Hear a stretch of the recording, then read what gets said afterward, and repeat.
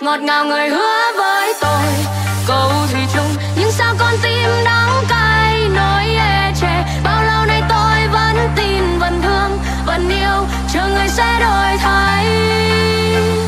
Giờ thì người nói với tôi chẳng cần tôi, đau thương con tim sẽ tan nát bầu trời. Ai yêu thương ai quá nhiều thiệt thân tổn thương để rồi mang niềm đau. Một đời này chết trong mật ngọt.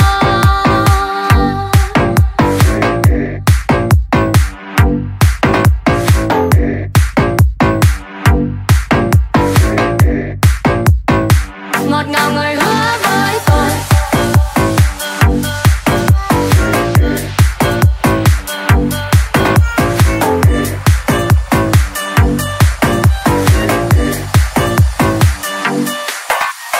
Tình yêu đâu ai bán mà mua, khôn 3 năm người dãi mấy giây.